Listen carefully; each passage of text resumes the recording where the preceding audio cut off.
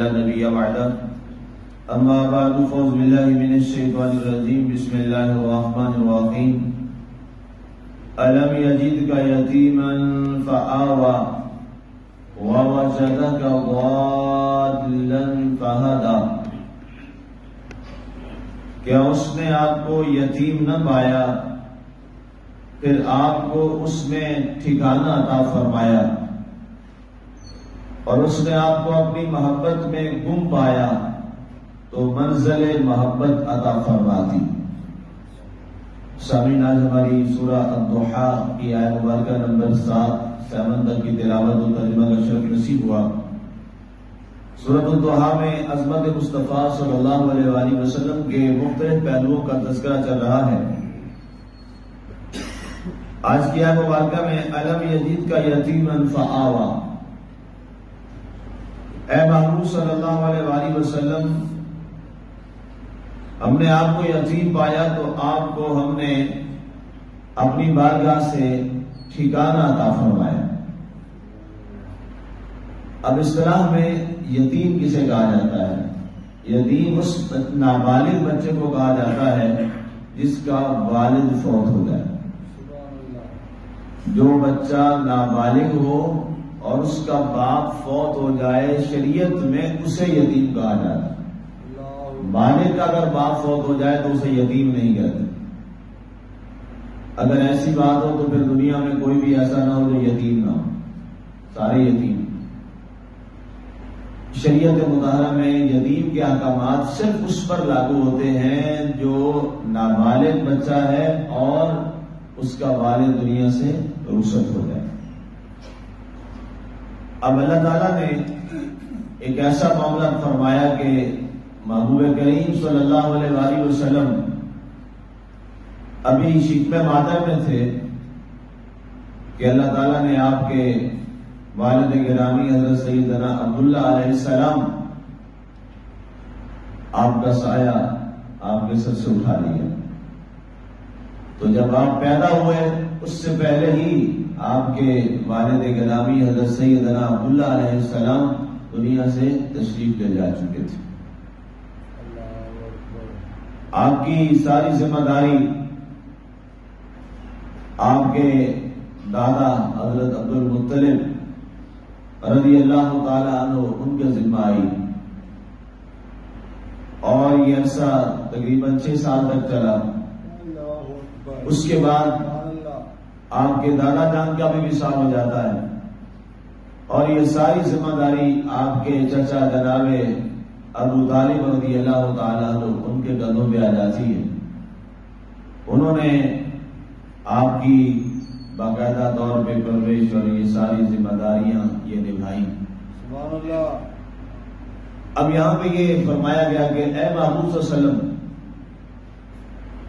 آپ در یتیم پیدا ہوئے۔ 6 سال تک آپ کی والدہ، پھر اس کے بعد 8 سال میں آپ کے دادا۔ اب جب والدہ بھی تشریف لے گئی، والد پہلے دنیا سے تشریف لے گئے، اب ایک وہ عظیم ہستی کہ والدہ بھی ابھی بلوغت نہیں ہوئی تو تشریف لے گئی، والد پہلے ہی دنیا سے تشریف لے جا چکے تھے۔ اب اس کو اتنی بڑی ذمہ داری عطا فرمانا، یہ ذرا قابل توجہ ہے۔ اسے تو خود ایک بہت ساری چاہیے تھی، توفیق، ہمت، سہارا، لیکن اللہ تعالیٰ کا کمال فیصلہ ہے۔ اللہ تعالیٰ نے کیا مقام عطا فرمایا۔ مفسرین نے لکھا ہے کہ اللہ تعالیٰ نے والدین کا سایہ اس لیے جلدی آپ سے اٹھا لیا، یہ بڑا اہم نقطہ ہے کہ اللہ تعالیٰ نے اپنے اس محبوب کو چونکہ بڑا درجہ دیا ہے کہ جسے نبیوں کا بھی امام بنایا، تو ظاہر ہے والدین تو والدین ہوتے ہیں۔ والدین کا احترام تو ہر اولاد پر فرض ہے، چاہے وہ جس بڑے مقام اور منصب پہ فائز ہو۔ والدین تو والدین ہوتے ہیں، ان کی عزت احترام ہر لحاظ سے مقدم ہوتی ہے۔ اللہ تعالیٰ کو یہ بھی گوارا نہ ہوا کہ میرا محبوب جو ہے وہ اپنے والدین کے آگے ایک اس انداز کا احسان اور بار منت اٹھائے، بلکہ اللہ نے ان کو بہت جلد اپنی بارگاہ میں بلا کر خود اللہ تعالیٰ نے یہ ساری ذمہ داری خود اس انداز میں نبھائی اور پوری کی کہ دنیا میں کوئی شخص یہ نہیں کہہ سکتا کہ اللہ کے نبی صلی اللہ علیہ وسلم اس کے بارے منت اٹھانے والے ہیں، کہ اس کے احسان کے تلے دبے ہوئے ہیں، ایسا نہیں ہے۔ یہ مفسرین نے یہ روایت لکھی ہے۔ اب اس میں کوئی شک نہیں ہے کہ آپ کے دادا جان نے آپ کے ساتھ بڑی شفقت فرمائی، اس کے بعد آپ کے جیسا ابو طالب رضی اللہ تعالیٰ عنہ نے آپ کے لیے بہت سی قربانیاں دی، اس میں کوئی دوسری رائے نہیں۔ یہاں تک روایات میں لکھا ہے کہ جب خاص طور پہ یہودی جو ہیں وہ آپ کے در پہ ہو گئے اور آپ کے قتل کے بارے میں وہ ہر وقت تو میں لگے رہتے تھے کہ ہمیں کوئی موقع ملے تو ہم نعوذ باللہ محمد صلی اللہ علیہ وسلم کو شہید کر دیں، تو آپ کیا کرتے تھے؟ جناب ابو طالب رات کو جب آپ کے بچے سارے باقی سوتے تو آپ رات کو سوتے ہوئے جب سارے سو جاتے تو آپ آقا کریم علیہ الصلوۃ والسلام کی جگہ تبدیل فرما دیتے۔ جو جگہ حضرت محمد رسول اللہ صلی اللہ علیہ وسلم کے سونے کی ہوتی تھی وہاں آپ اپنے بیٹوں کو سلا دیتے اور آقا کریم صلی اللہ علیہ وسلم کو اٹھا کر اس جگہ پر سلاتے جہاں آپ کے بیٹے سو رہے ہوتے تھے۔ تو ایک دن ان کی اہلیہ نے پوچھا کہ آپ یہ کیوں کرتے ہیں؟ آپ نے فرمایا مجھے اپنا بھتیجا بہت عزیز ہے، میں چاہتا ہوں کہ لوگوں کو پتا ہے کہ محمد صلی اللہ علیہ وسلم یہاں پہ آرام کرتے ہیں، میں ان کی جگہ رات کو جب سارے سو جاتے ہیں تو اس لیے تبدیل کر دیتا ہوں کہ اگر کوئی قتل کرنے بھی آئے جس نے گھات لگائی ہوئی ہے تو میرا بیٹا قربان ہو جائے میرے بھتیجے محمد کو صلی اللہ علیہ وسلم۔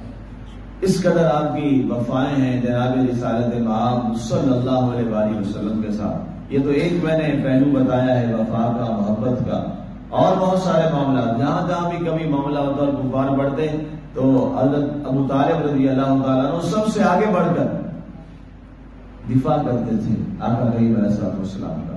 تو اللہ تعالیٰ فرماتا ہے الم یجد کا یتیما، کہ ہم نے آپ کو یتیم نہ پایا، فآوا، آوا جو ہے یہ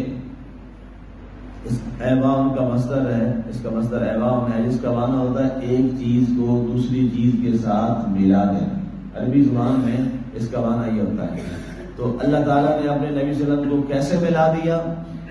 پہلے دادا کے ساتھ ملا دیا، پھر اپنے چچا کے ساتھ ملا دیا، اور پھر اس کے بعد ان کے وصال کے بعد بھی حضرت عباس رضی اللہ تعالیٰ عنہ اور جناب سیدنا حمزہ رضی اللہ تعالیٰ عنہ کے ساتھ ملا دیا، حتیٰ کہ جب ابو جہل نے آقا کریم علیہ الصلوۃ والسلام کے بارے میں کچھ ایک عمل کیا تو حضرت حمزہ رضی اللہ تعالیٰ عنہ اس وقت مسلمان نہیں ہوئے تھے۔ آپ کو پتا چلا، آپ گھر آئے تو آپ شکار بہت کرتے تھے، شکار سے واپس آ رہے تھے، ابھی کمان تیر آپ کے ہاتھ میں تھا، تو آپ کو بتایا گیا کہ آپ کے بھتیجے محمد صلی اللہ علیہ وسلم کے ساتھ ابو جہل نے یہ عمل کیا ہے بے ادبی والا۔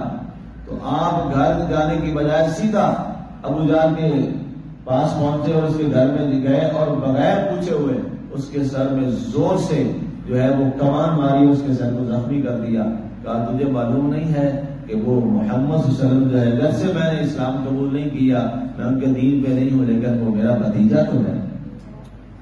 اور پھر آپ واپس آئے، اللہ نے کرم کیا اس محبت کی بنیاد پر، تو اللہ تعالیٰ نے حضرت سیدنا حمزہ رضی اللہ تعالیٰ عنہ کو اسلام کی دولت بھی عطا فرمائی، اور پھر ایسا مقام دیا کہ آقا کریم علیہ الصلوۃ والسلام نے انہیں سید الشہداء کا لقب عطا فرمایا، سید الشہداء، شہیدوں کے سردار۔ اور یہ وہ واحد شخصیت ہے دنیا کے اندر، یہ راز کسی اور کو نہیں ملا۔ آقا کریم علیہ الصلوۃ والسلام نے آپ پر 70 بار نماز جنازہ پڑھائی، 70 بار۔ جب احد کے شہداء لائے گئے تو آپ نے باقیوں کو، وہ آتے رہے، تبدیل ہوتے رہے، آپ نے فرمایا میرے چچا کا جنازہ نہ اٹھایا جائے، میں چاہتا ہوں کہ ہر بار جس شہید کا بھی جنازہ پڑھا جائے میرے چچا کا جنازہ ساتھ ہی پڑا چاہے. اتنا مقام اور درجہ اللہ تعالیٰ نے آپ کو عطا فرمایا کہ غزوہ احد میں جب آپ کو شہادت، آپ کا درجہ اور مقام ملا، وہ ایک الگ موضوع ہے.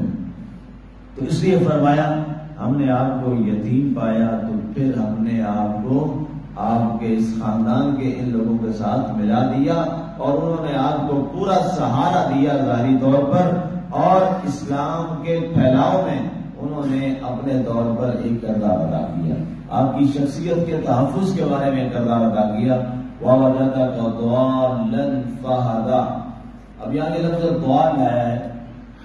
ضال کے 5-6 معنی جو ہے وہ عربی زبان میں لکھے جاتے ہیں. اس کا معنی گمراہ بھی ہوتا ہے، اس کا معنی بھٹکا ہوا بھی ہوتا ہے، اس کا معنی راستے سے ہٹا ہوا بھی ہوتا ہے، اس کا معنی مقصد سے بالا تر ہونے والا بھی ہوتا ہے، اس کا معنی کسی بات میں وارفتگی کے عالم میں گم ہو جانا، یہ بھی ضال کا معنی ہوتا ہے. قرآن پاک میں ہے جب حضرت یوسف علیہ السلام کا وہ معاملہ ہوا اور آپ کے باقی جو بیٹے تھے یعقوب علیہ السلام کے، وہ گئے مصر میں، تو انہوں نے کہا کہ ہمارا ایک باپ ہے، اس کا ایک بیٹا تھا، ہمارا بھائی تھا یوسف، اس کی محبت میں وہ بہت روتے رہے، تو اب وہ نابینا ہو گئے ہیں، وہ نہیں آ سکتے. ظاہر بھائی کو پتہ نہیں تھا کہ یہ بادشاہ، وہ تو میرے مصر کا بادشاہ ہے، لیکن یوسف علیہ السلام کو تو پتا تھا یہ میرے کوئی بھائی ہیں جنہوں نے مجھے کنویں میں گرایا تھا، تو وہ نہیں آ سکتا، اس کا اناج ہمیں دے دیں. آپ نے فرمایا نہیں، اس کا اناج تو تمہیں نہیں ملے گا، تمہیں اس کو لانا ہی پڑے گا. ان کا وہ بہت بوڑھا ہے، اس کو نابینا جیسے آنکھوں سے نظر نہیں آتا. ان کا کوئی بات نہیں، ہم تمہیں قمیص دیتے ہیں، یہ قمیص لے جاؤ، تو وہ آنکھوں میں لگائیں گے تو اللہ تعالیٰ اس کی برکت سے انہیں بینائی عطا فرمائے. اس کی پوری تفصیل سورہ یوسف میں نے آپ کو تفصیل سمجھائی تھی. تو جب وہ لے کے آئے قمیص، تو ابھی انہوں نے بتایا نہیں کہ ہم کوئی قمیص لے کے آئے ہیں یا بادشاہ جو مصر کا ہے. ظاہر ہے وہ تو مصر کا بادشاہ ہی سمجھتے تھے، یوسف علیہ السلام تھوڑا سمجھتے تھے بھائی. تو وہ ابھی لے کے پہنچے ہی نہیں ہیں اور ابھی کوئی ذکر ہی نہیں ہوا. تو قرآن فرماتا ہے سورہ یوسف میں، حضرت یعقوب علیہ السلام نے فرمایا، جس کو قرآن نے بیان کیا، انی لأجد ریح یوسف لولا ان تفندون. فرمایا اگر تم مجھے یہ نہ کہو نا کہ میں دیوانہ ہو چکا ہوں اپنے بیٹے کی محبت میں، اور مجھے اس کی محبت نے بہت وارفتہ کر دیا ہے، تو مجھے یوسف علیہ السلام کی کہیں سے خوشبو آ رہی ہے. اس پر جواب میں بیٹوں نے کیا کہا، جس کو قرآن نے بیان کیا، انک لفی ضلالک القدیم. آپ تو پرانی محبت میں ڈوبے ہوئے. کہاں یوسف، کہاں آپ عرصہ بیت گیا، یوسف کو بھیڑیا کھا گیا، یوسف کی تو کچھ نہ بچا، اور آپ آج کہہ رہے ہیں اتنے عرصے کے بعد، سالوں کے بعد، کہ مجھے یوسف کی خوشبو آ رہی. انک لفی ضلالک القدیم. اب وہاں یہ معنی تو نہیں ہے کہ آپ پرانی گمراہی میں، نعوذ باللہ، نہیں، آپ تو بھی پرانی محبت میں ہی ڈوبے ہوئے. لیکن ظاہر ہے وہ پھر آگے معاملہ ہو گیا جو اللہ کے نبی یعقوب علیہ السلام نے فرمایا وہ سچ ثابت ہوا، وہ بات درست ثابت ہوئی. اب یہاں بھی معنی وہی ہے، وَوَجَدَكَ ضَالًّا فَهَدَىٰ. کچھ لوگوں نے یہاں اس کا معنی یہی کر دیا، نعوذ باللہ، ہم نے آپ کو راہ سے بھٹکا ہوا پایا پھر ہدایت دی. اگر نبی راہ سے بھٹکا ہوا ہے تو دنیا میں ہدایت ہے. اور نبی کے بارے ہمارا عقیدہ ہے، پوری امت کا عقیدہ ہے، ہر ایک مسلمان کا عقیدہ ہے کہ نبی معصوم ہوتے ہیں، نبی معصوم ہوتے ہیں. تو اگر نعوذ باللہ وہ راہ سے بھٹک جائیں تو معصوم رہیں گے؟ نہیں رہیں گے، پھر تو بنیادی عقیدہ ہی ختم ہو گیا. لہذا یہ ترجمہ کرنا بالکل غلط اور درست نہیں ہے، اور بلکہ یہ نبی، کسی بھی نبی کی بارگاہ میں یہ بات کرنا بے ادبی، اور نبی کی بے ادبی آپ کو معلوم ہے اہل کفر تک چل جاتی. تو اس کا معنی پھر کیا ہوگا؟ اس کا معنی یہ ہوگا کہ اے محبوب صلی اللہ علیہ وآلہ وسلم، ہم نے آپ کو اپنی محبت میں بہت گم پایا. جیسے یعقوب علیہ السلام اپنے بیٹے کی محبت میں ایسے گم رہتے تھے کہ انہیں ہلکی سی ایک خوشبو آئی، قمیص یوسف آئی تو انہوں نے کیا کہہ دیا؟ انی لاجد ریح یوسف، میں اپنے یوسف علیہ السلام کی خوشبو پا رہا ہوں۔ تو آپ اللہ کی محبت میں ایسے فارفتگی میں گئے کہ آپ کے اوپر ایک ایسا اثر ہوا کہ آپ ہر لمحہ دنیا سے ایسا کنارہ کش ہوئے کہ آپ اللہ کی محبت میں ہی گم رہنے لگے۔ ایک لمحہ یہ بھی آیا تو پھر کیا فرمایا؟ فہدا، پھر ہم نے آپ کی توجہ دین کی طرف کر دی، شریعت کی طرف کر دی۔ ایک معنی مفسرین نے یہ کیا۔ دوسرا معنی کیا کیا؟ کہ دوسرا معنی یہ ہے کہ جب ہم نے آپ کو اپنی محبت میں اس قدر گم پایا تو پھر ہم نے آپ کو اپنے دربار کی اور اپنی بارگاہ کا راستہ دکھا دیا۔ ہدایت کیا ہوتا ہے؟ کہ سیدھا راستہ دکھا دینا، اور اللہ کی بارگاہ کا راستے سے بڑھ کے سیدھا راستہ کائنات میں ہے ہی کوئی نہیں۔ جب ہم نے آپ کو اپنی محبت میں گم پایا تو ہم نے کیا کیا؟ ہم نے آپ کو اپنی بارگاہ کا راستہ دکھا دیا۔ وہ اپنی بارگاہ کا راستہ کیا دکھایا تھا؟